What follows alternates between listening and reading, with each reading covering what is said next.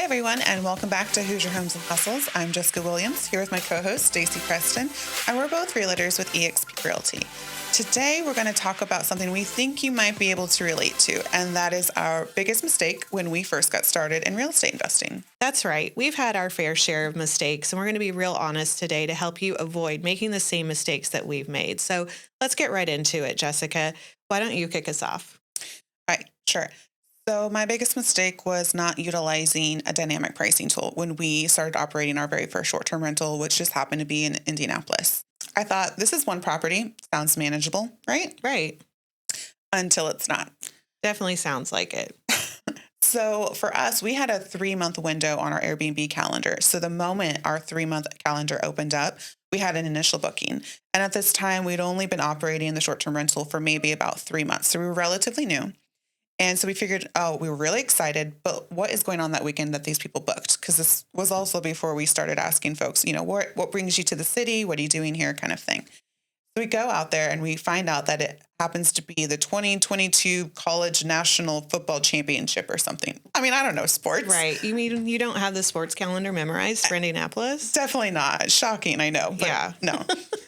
So that's a big event and a huge missed opportunity. Yeah. I mean, it felt like a gut punch. Right. The guests actually ended up paying for their entire stay what we could have charged for it in one nightly rate. Wow. And so after that, we realized we definitely had to change our approach. So what did you decide to do? Well, we actually started implementing a dynamic pricing tool called PriceLabs. Actually, we used your referral link. Yeah, I told you so. So also, we'll tell you guys, if you need one and you're not using a dynamic pricing tool, please get one. And if you'd like to save money off your subscription, we'll drop our referral link down in the show notes. So what does PriceLabs do? So it takes into account all the local events, seasonal trends, market trends, and then it'll price your property appropriately for the average nightly rate. So no more underpricing the sporting events you have no idea that are going on in your backyard. That's such a great tip. Dynamic pricing tools are a game changer for anyone in short-term rentals. It really does save a lot of time and money trying to figure out when demand is high. So I implemented it about a year into short-term rentals, and I agree with everything that you said. Pricing just one weekend correctly could pay for an entire year of the software. I know you're frugal, so that was why you were holding off, right? Exactly. I figured I wanted to save the money. I could do this myself. And then when it really bit us in the end, I was like, this, like you said, it completely pays for itself. Right. So I might as well utilize it. Definitely. So I often hear investors say that the pricing tools that are built into Airbnb and VRBO are what they're using. And I'll caution you against that because those platforms just want to sell nights. They don't care if they're maximizing income. They want nights sold. That can come with lower rates and potentially guests that you don't want to host. So glad you highlighted that. Yeah. Personally, I'm okay with a little bit higher price and lower occupancy. It's less wear and tear on the property, and hopefully I'm getting better guests that way. Absolutely. Learned our lesson with that once too, by reducing our nightly rate too low. Mm-hmm. And that was another lesson learned as well. Stacy, now it's your turn for the hot seat. What was your biggest mistake when you first got started in real estate investing? Well, when we were initially planning for this show, I didn't have one thing that just stood out. So because you did everything perfect out of the gate. I'm perfect, right? So I decided to go back and look at some of the properties that we passed on initially that for whatever reason we thought we shouldn't buy this property. And have you ever done that? Have you ever gone back and looked and see? I think I've gone back not from an investing standpoint, but just from a personal primary residence standpoint. Yeah, and to see what they're worth now, it's crazy. So I decided to do that for this show. So when my husband and I were looking for our first investment, we were looking for a long-term rental, and we were kind of focused in Hendricks County, Indiana. And we got a house under contract. The listing price was $140,000, and we got it under contract for $130,000. And at first glance, it looked great. It had been flipped recently, so everything was fresh and new, and it looked like it'd be a nice rental for someone. So we had our inspection, and I'll say this was before I was a realtor, so my comfort level with inspection findings was not where it is now. So we get there for the inspection, and the first thing that the inspector tells us is, I can't go to the crawl space today. It's flooded. And I'm just kind of like, okay, we're done here. I wasn't really even interested after he said that. Then he also found a few other things, some electrical issues. The The home didn't have appliances, which is pretty common on a flip. Sometimes they don't put those in. So that was an expense I knew we were going to have to put into it. But when these other things started adding up, I just kind of shut down. Like, I am not interested in this home anymore. So my agent, who was also an investor, told me, she's like, I really don't think these are big things. Like, in the grand scheme of things, like, this stuff doesn't scare me.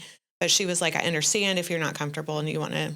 Because things can be fixed. You can Right. negotiate price or Exactly. I work mean, it in we somehow. could have had the seller address probably most of that stuff. But now, again, I just felt uncomfortable with it. So we moved on and decided to keep looking.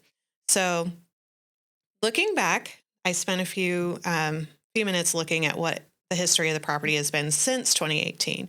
And here's what I found. So in 2018, the buyer that went in after us got it for 128, so a little bit less than what we were under contract for. Then in 2021, it sold for 199.9. So that's about 70,000 more than what we were going to buy it for. Then in 2022, it sold for 225. So, ouch. Today, it's worth about 240,000, and on top of that, it's on a road where they're doing a road widening project. And I was looking in the history of the property, and the city is going to buy the front yard or part of the front yard for that road expansion.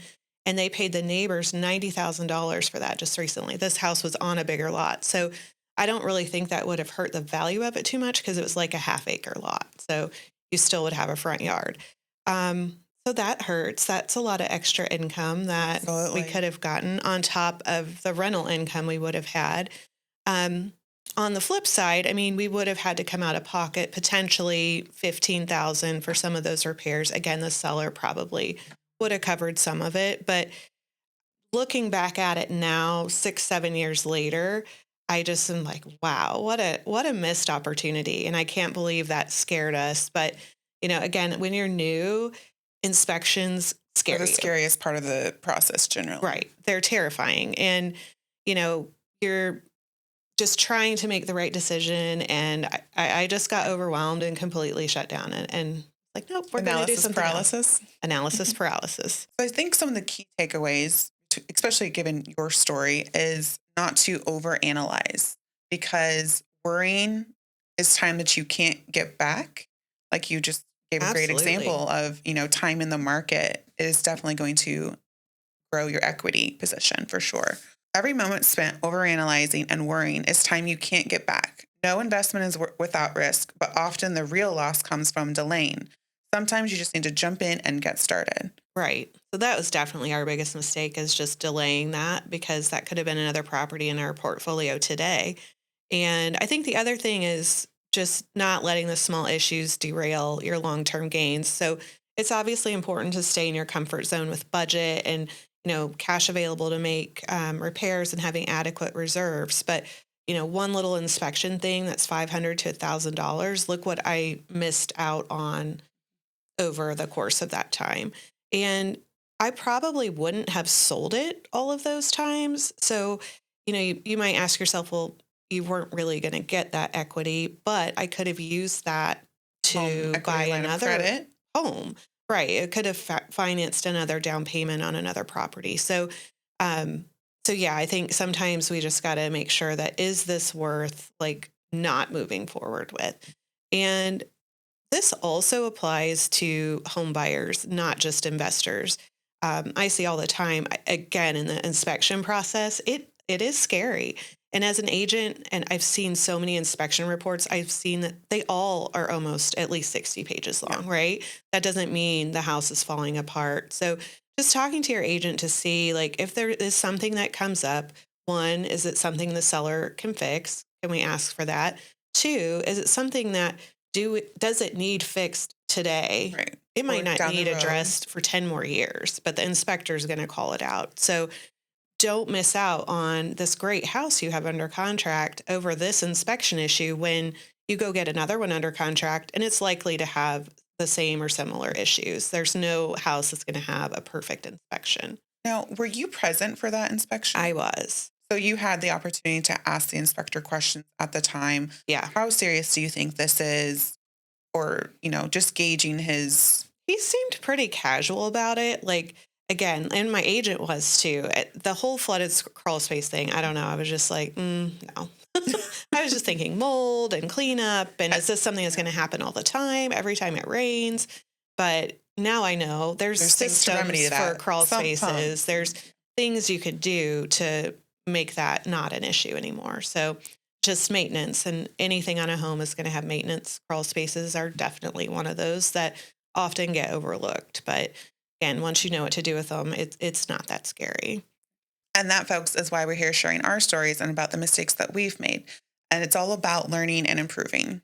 Totally. And if you're just getting started with short-term rentals or long-term rentals, don't beat yourself up over the mistakes, because that's where you're going to learn. So thanks for tuning in. That's a wrap for today's episode. If you found this helpful, please don't forget to subscribe. And drop a comment below. Make us feel a little bit better if you've made any mistakes that you've learned from, because we're all in this together. Let's hustle smarter Together. See you next time.